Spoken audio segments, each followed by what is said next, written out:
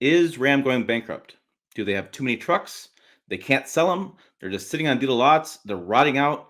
Things are disaster over Stellantis. Not so fast. Hey, it's Tim, Pickup Truck Plus SUV Talk. I've heard this narrative a lot lately, especially on TikTok. Some friends have texted me. I've gotten some comments in our forum talking about this.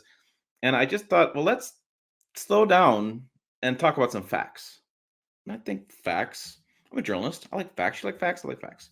So let's go here first. So we're going to throw up some sales data for you. So every quarter, I do a sales report. I've done this going on 10 years now, I think.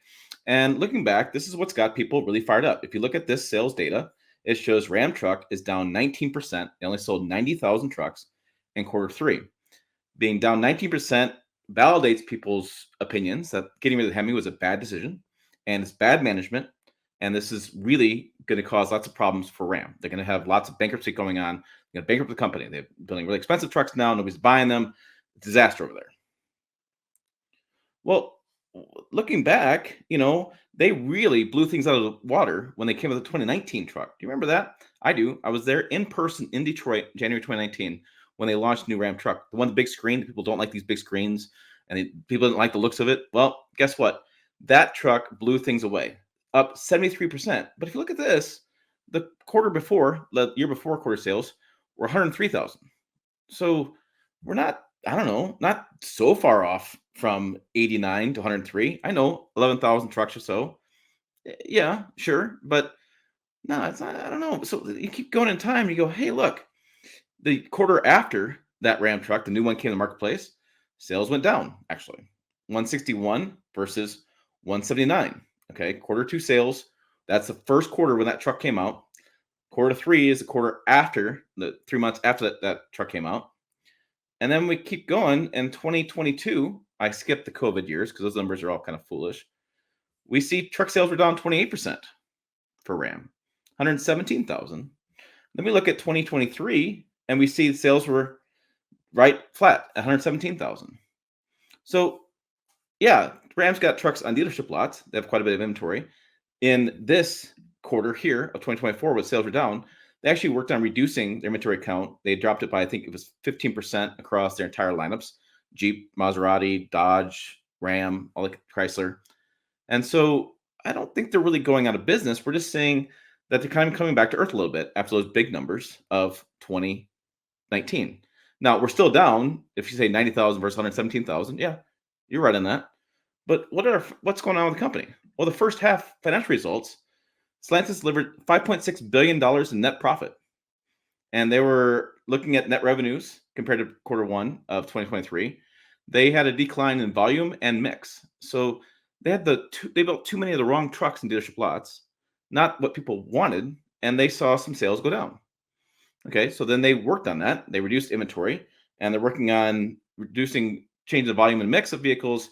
They had some difficulty with the foreign exchange rate and restructuring costs. Because remember, Stellantis is going through a lot of changes right now, right? So they merged with Chrysler back in January 16th, 2021. And since that time, what's happened with that brand? Well, we saw the Ram truck, the 2019 Ram truck didn't get updated like it should have. You saw Chevy, GMC, Ford, and Toyota all updated their trucks. That's an issue. Heavy duty truck hasn't been updated in that same kind of time period. We see the brand has embraced going to more hybrids and EVs. Well, that takes time to develop those and in factories, get those to the dealership lots. Getting a vehicle from design to production to dealership lots is a multi-year process. And now, why do they do that? Well, they were paying billions in fines just in the United States.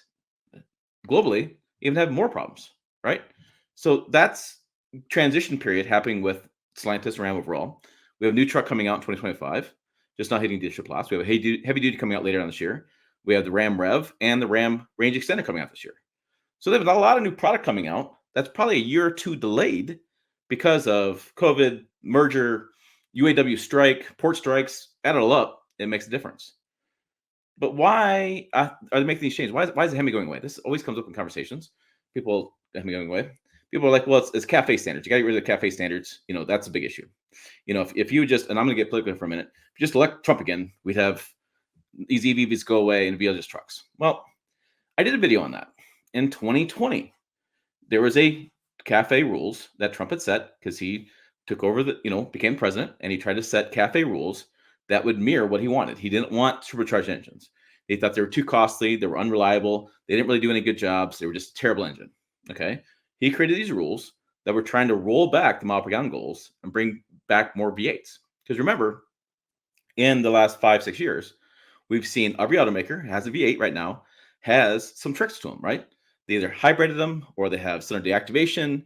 They put turbos on V6s, right? So you have it going on. So what automakers do is they take a V8, they make it a V6, they twin turbo it so they have more power than the V8, or they take a V8 and make it into a 4-cylinder through cylinder deactivation. So we have those things going on. They're trying to cut weight. Remember, we have more aluminum hoods, more aluminum doors, more aluminum tailgates. They're trying to get more efficient. So Trump tried to roll things back. Now, I don't know if you keep up with the news as much as I keep up with the news. That didn't happen. Why wouldn't that happen? Why wouldn't the US government say, I can make this happen? I'm going to take care of these EVs. I'm going to roll things back the way they were.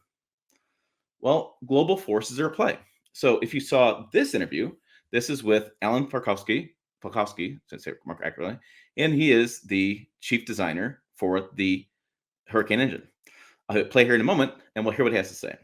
You have to look at and understand what is its potential need, right? And for sure, we're going to be using this engine in trucks as a potential Hemi replacement. So you got to start out with what's the real need for that application, and a lot of that, I'll say, is driven by regulations, and that's kind of been true for engines for many decades, right? Regulations, sometimes those regulations are pretty obvious.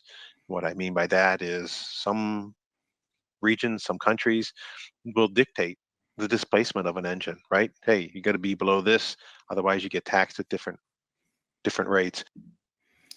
Think about that. Stellantis is a global automaker. And he went on to say in an interview, which you should watch, really good interview, is that you'd be at a dealership lot and your truck would have $1,000 tax on top of that because you have 2 additional cylinders. Well, you're in unfair competition right there. Unfair to what you're trying to sell. There's competition. So what do you have to do? You have to make changes. You have to adapt to those rules.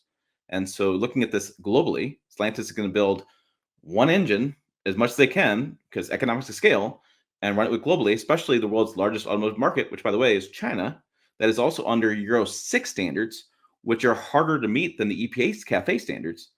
So you're going to run into these issues where you're going to have to make changes. So they had to get rid of the Hemi for not just the US market, but global markets. And so what does that do? Well, if you think back to 2019 and 2018 and 2017, Ram and Chrysler back then were just like supercharge everything, V8 everything, supercharge everything. They never had a strategy for emissions. They just paid CAFE fines. So they didn't have a hybrid, didn't do anything with EV technology, didn't do anything with fuel economy as far as small displacement turbos. They didn't do any of that stuff. So for me, I personally blame the prior leadership for putting their head in the sand and saying it's all going to go away because that didn't happen. We see it globally and all these brands and automakers that sell that you have to have a multi-fold solution to what you can do for emissions goals. Now that can be, like I said, take a V8, make it a 4-cylinder like GM has done and Ford has now done the 5-liter V8. You could make a small displacement V6 and add more turbos to make it more to have the power of V8. You can take a hybrid powertrain to it. You can do like a lot of things. And so that's what they're doing. They're having to do that. But the other thing that people don't always anticipate, or not anticipate, but understand is when you look at ramtrucks.com and look at the Ram lineup, what do you really see? I mean, the 2025 is pretty cool, right? The new RHO and Ram 1500. But then you see the TRX final editions going away. The Ram Classic is now dead. Well, that was a huge part of some of these sales results was the Ram Classic because that was a prior generation truck that was built on that as a new truck, right? So that's dying. The heavy duties are old. The ProMaster van, have you heard about that lately? I sure haven't. The Ram Charger is not out yet. Ram ProMaster EV is, I think it's out maybe. Rebel X is a new idea they're coming up with, trying to get a lower price point. And Ram Rev is not out yet. So you have one of the oldest truck lineups in the marketplace. And you have a company that didn't do anything to help itself before the merger with emissions or anything like going into that. You killed some of the volume sellers, which is around Classic, and now you have sales are down. I see this as a transition period for the brand, and I don't see it being anything's going to change overnight, depending who goes in office, because that's just not how the world works. And I think Ram will be fine. They're not going bankrupt, guys. I'm buying one. Trust me. I put my money where my mouth is. So I think they'll be fine. But let's slow down on some of the, oh my God, this guy's falling stuff, because it's just a matter of transitions. And we see this time and time again. When the Tundra came out as a twin turbo instead of the V8, it still survived. Sales are now up. It's probably going to have one of its best years ever in sales. When we saw the GM make some changes, they came up with the V8 with the cylinder activation. There's some issues with the AFM. Still have DFM, the dynamic fuel management. They're still selling a lot of trucks. Ford came with a hybrid. They're selling a lot of trucks. They came with a twin turbo V6 EcoBoost more than a decade ago. That's still selling, one of their top engines. So I think we'll just see a transition period. I think Ram will be fine. We'll see things change next year or so. They're spending a lot of that $billions in profit and restructuring costs, changing the flow of the company, moving more towards a variety of powertrain layout for a variety of customers. And I am not worried. Are you worried? Put your comments down below. I know you will. So make sure you check out the videos out, especially those on the interviews. I'll put the interview to Ellen there, and I'll put the interview or the thing I did with the cafe, because I read the cafe rules and I read the prior generation cafe rules, and I read new cafe rules. I read those rules just because I want to be an informed consumer, and you should too. There you go. As always, thanks for watching. I will see you down the road.